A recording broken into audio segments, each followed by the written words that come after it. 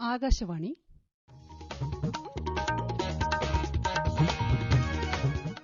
നമസ്കാരം. പ്രാദേശിക വാർത്തകൾ വായിക്കുന്നത് ലിൻസ സിറാജ്.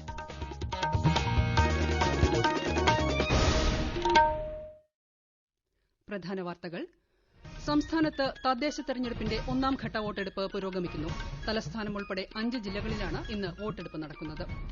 ആദ്യ മണിക്കൂറുകളിൽ ജില്ലകളിൽ കനത്ത പോളിംഗ്. ഉച്ചവരെ 35.83% വോട്ട് രേഖപ്പെടുത്തി. വ്യാഴാഴ്ച രണ്ടാംഘട്ട വോട്ടെടുപ്പ് നടക്കുന്ന ജില്ലകളിലെ പരസ്യ പ്രചാരണം ഇന്ന് സമാപിക്കും. സംസ്ഥാനത്ത് ഇന്നലെ 4705 പേർ കോവിഡ് മുക്തി നേടി. രാജ്യത്ത് രോഗമുക്തി നിരക്ക് 95%. ISLൽ ഇന്ന് ബംഗളൂരു FC നോർത്ത് ഈസ്റ്റ് യുണൈറ്റഡിനെ നേരിടും. വാർത്തകൾ വിശദമായി. സംസ്ഥാനത്ത് തദ്ദേശ തെരഞ്ഞെടുപ്പിന്റെ ഒന്നാംഘട്ട വോട്ടെടുപ്പ് പുരോഗമിക്കുന്നു. തലസ്ഥാനം ഉൾപ്പെടെ 5 ജില്ലകളിലാണ് ഇന്ന് വോട്ടെടുപ്പ് നടക്കുന്നത്. ഉച്ചയ്ക്ക് 12 മണിവരെയുള്ള വോട്ടിംഗ് നിലയനുസരിച്ച് സംസ്ഥാനത്താകെ 35.83% പോളിംഗ് രേഖപ്പെടുത്തിയതായാണ് റിപ്പോർട്ട്. വോട്ടെടുപ്പ് തുടങ്ങി ആദ്യ മണിക്കൂറുകളിൽ ജില്ലകളിൽ കനത്ത പോളിംഗാണ് രേഖപ്പെടുത്തിയത്. തലസ്ഥാന ജില്ലയിൽ വോട്ടെടുപ്പ് സമാധാനപരമായി പുരോഗമിക്കുന്നു. കൂടുതൽ വിവരങ്ങളുമായി തിരുവനന്തപുരത്ത് നിന്നും മയൂഷ എം ചേരുന്നു.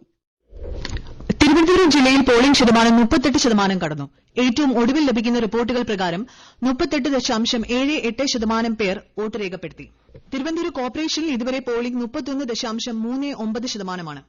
പൊന്നുമംഗലം ഡിവിഷനിലാണ് ഇതുവരെയുള്ള കണക്ക് പ്രകാരം ഏറ്റവും കൂടുതൽ പേർ വോട്ട് ചെയ്തത്. 39.9%. ഏറ്റവും കുറവ് ഭീമാപള്ളി ഡിവിഷനിലാണ്. ജില്ലയിലെ മുനിസിപ്പാലിറ്റികളിലെ വോട്ടിംഗ് ശതമാനം നോക്കുമ്പോൾ നെയ്യാറ്റിൻകര മുനിസിപ്പാലിറ്റിയിൽ 36.69%, നെടുമങ്ങാട് 35.22%, ആറ്റിങ്ങലിൽ 39.78%, വർക്കലയിൽ 37.47% വോട്ട് രേഖപ്പെടുത്തി. തിരുവനന്തപുരത്ത് മിക്ക ബൂത്തുകളിലും രാവിലെ മുതൽ തന്നെ നല്ല തിരക്കാണ്. തിരുവനന്തപുരത്ത് നിന്ന് ആകാശവാണിക്ക് വേണ്ടി മയൂഷ. നന്ദി മയൂഷ. ഇനി കൊല്ലം ജില്ലയിലെ വോട്ടെടുപ്പ് സംബന്ധിച്ച തത്സമയ വിവരങ്ങളുമായി നമ്മുടെ പ്രതിനിധി നീരജ് ലാൽ ചേരുന്നു. ഹലോ നീരജ്, കേൾക്കാമോ? കേൾക്കാം. നീരജ്, എന്താണ് ഇപ്പോഴത്തെ കൊല്ലത്തെ സാഹചര്യം? ഇതുവരെ എത്ര ശതമാനം പോളിംഗ് ആണ് അവിടെ രേഖപ്പെടുത്തിയത്? ലിൻസ, വോട്ടെടുപ്പ് ആരംഭിച്ച് 5.5 മണിക്കൂർ പിന്നിടുമ്പോൾ ജില്ലയിലെ ഏകദേശം 40% വോട്ടർമാർ വോട്ട് ചെയ്ത് കഴിഞ്ഞതായാണ് ഇപ്പോൾ ലഭിക്കുന്ന പോളിംഗ് ശതമാനം സൂചിപ്പിക്കുന്നത്. അതായത് കോവിഡ് കാലത്തെ പ്രതിബന്ധങ്ങളോ അതായത് ശാരീരിക അവശതകളോ ഒന്നും തന്നെ ഈ സംവിധാന അവകാശം വിനിയോഗിക്കുന്നതിന് വോട്ടർമാർക്ക് തടസ്സമാകുന്നില്ല. കൊല്ലം കോർപ്പറേഷനിൽ 12 മണി കഴിയുമ്പോൾ 32% വോട്ടിംഗ് രേഖപ്പെടുത്തി. പറവൂർ, പുനലൂർ, കരുനാഗപ്പള്ളി എന്നീ മുനിസിപ്പാലിറ്റികളിൽ 41% വോട്ടിംഗ് രേഖപ്പെടുത്തി. പുനലൂർ മുനിസിപ്പാലിറ്റിയിൽ 38% വോട്ടിംഗ് ഇതുവരെ നടന്നത്.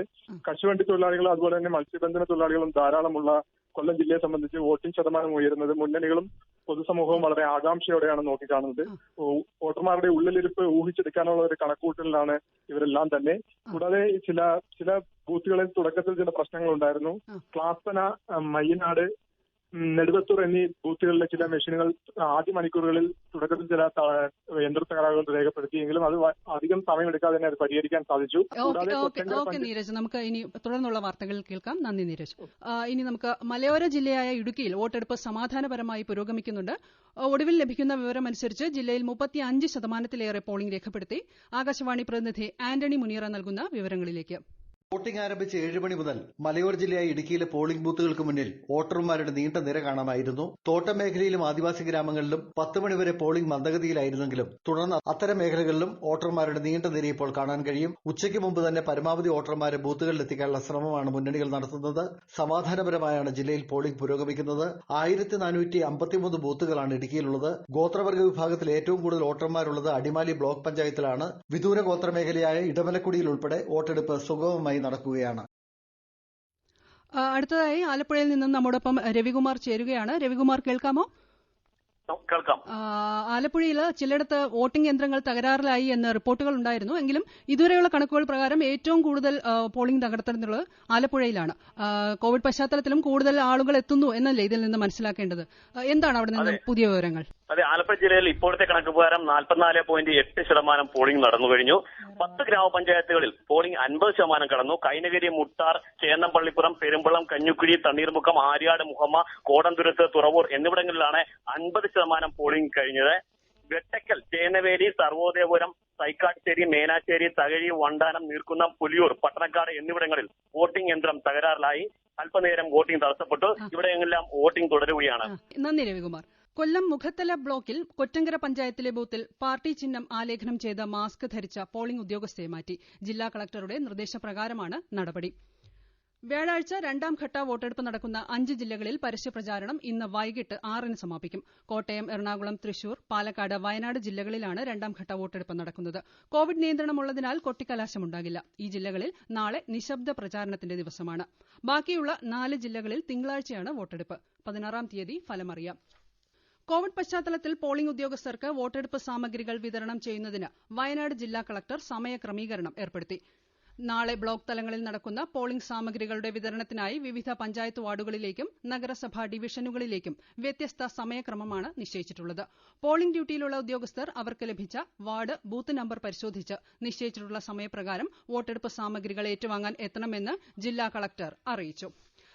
ഇനി നമ്മളോടൊപ്പം പത്തനംതിട്ടയിൽ നിന്നും ജില്ലാ വിശേഷങ്ങളുമായി ബിജി വർഗീസ് ചേരുന്നുണ്ട്. ബിജി വർഗീസ്, കേൾക്കാമോ? ആലപ്പുഴയിലും കൊല്ലത്തും എല്ലാം പലയിടത്തും വോട്ട് ചെയ്യാൻ നീണ്ട നിരയുണ്ടെന്നാണ് നമ്മുടെ പ്രതിനിധികൾ റിപ്പോർട്ട് ചെയ്യുന്നത്. പത്തനംതിട്ടയിലും അത് തന്നെയാണോ അവസ്ഥ? മിക്ക ബൂത്തുകളിലും രാവിലെ തുടങ്ങിയ തിരക്ക് ഇപ്പോഴും തുടരുകയാണ്. നമുക്ക് ലഭ്യമായ കണക്കനുസരിച്ച് 43.48% പോളിംഗ് ഇതുവരെ ജില്ലയിൽ നടന്നു കഴിഞ്ഞു. സമാധാനപരമായി പോളിംഗ് തുടരുകയാണ്.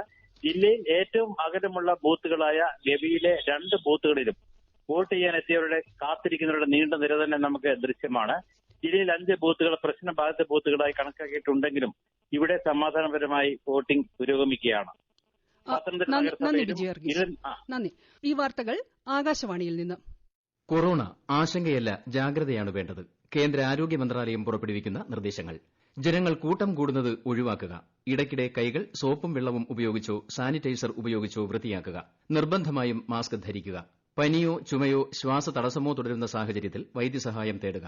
കൊറോണയെ സംബന്ധിച്ച വിവരങ്ങൾക്ക് ആരോഗ്യ മന്ത്രാലയത്തിന്റെ 1075-ലും ദിശയുടെ 1056-ലും ബന്ധപ്പെടാം.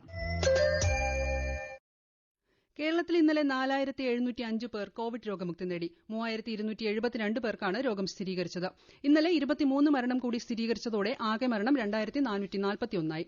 രാജ്യത്ത് കോവിഡ് മുക്തി നിരക്ക് 94.59%. ഇതുവരെ 91,79,000 പേർ രോഗമുക്തി നേടിയിട്ടുണ്ട്. കഴിഞ്ഞ 24 മണിക്കൂറിനുള്ളിൽ 39,000-ത്തിലധികം പേരാണ് രോഗമുക്തി നേടിയത്. കഴിഞ്ഞ 24 മണിക്കൂറിൽ 385 പേർ കോവിഡ് മൂലം മരിച്ചു. ISL-ൽ ഇന്ന് നടക്കുന്ന മത്സരത്തിൽ ബംഗളൂരു FC നോർത്ത് ഈസ്റ്റ് യുണൈറ്റഡിനെ നേരിടും. രാത്രി 7:30-നാണ് മത്സരം. സ്വർണ്ണക്കടത്തിൽ ഉൾപ്പെട്ട ഉന്നതനെക്കുറിച്ച് വാർത്തകൾ പ്രചരിക്കുന്ന സാഹചര്യത്തിൽ അതേക്കുറിച്ച് മുഖ്യമന്ത്രി പ്രതികരിക്കണമെന്ന് പ്രതിപക്ഷ നേതാവ് രമേശ് ചെന്നിത്തല ആവർത്തിച്ച് ആവശ്യപ്പെട്ടു. പ്രധാന വാർത്തകൾ വീണ്ടും. സംസ്ഥാനത്ത് തദ്ദേശ തെരഞ്ഞെടുപ്പിന്റെ 1ാം ഘട്ട വോട്ടെടുപ്പ് പുരോഗമിക്കുന്നു. തലസ്ഥാനം ഉൾപ്പെടെ 5 ജില്ലകളിലാണ് ഇന്ന് വോട്ടെടുപ്പ് നടക്കുന്നത്. ആദ്യ മണിക്കൂറുകളിൽ ജില്ലകളിൽ കനത്ത പോളിംഗ്. ഉച്ചവരെ 35.83% വോട്ട് രേഖപ്പെടുത്തി. വ്യാഴാഴ്ച 2ാം ഘട്ട വോട്ടെടുപ്പ് നടക്കുന്ന ജില്ലകളിലെ പരസ്യ പ്രചാരണം ഇന്ന് സമാപിക്കും. സംസ്ഥാനത്ത് ഇന്നലെ 4705 പേർ കോവിഡ് മുക്തി നേടി. രാജ്യത്ത് രോഗമുക്തി നിരക്ക് 95%-ലേക്ക്. ISL-ൽ ഇന്ന് ബംഗളൂരു FC നോർത്ത് ഈസ്റ്റ് യുണൈറ്റഡിനെ നേരിടും. പ്രാദേശിക വാർത്തകൾ കഴിഞ്ഞു. ഞങ്ങളുടെ വാർത്തകളും വാർത്താ അധിഷ്ഠിത പരിപാടികളും all India radio news Thiruvananthapuram എന്ന യൂട്യൂബ് ചാനലിൽ ലഭ്യമാണ്. കൂടുതൽ വാർത്തകൾക്കായി @all India radio news Thiruvananthapuram എന്ന ഫേസ്ബുക്ക് പേജും @AIRnews_TVM എന്ന ട്വിറ്റർ ഹാൻഡിലും സന്ദർശിക്കാം. പ്രാദേശിക വാർത്തകൾ കഴിഞ്ഞു. അടുത്ത വാർത്താ പ്രക്ഷേപണം 12:50-ന്.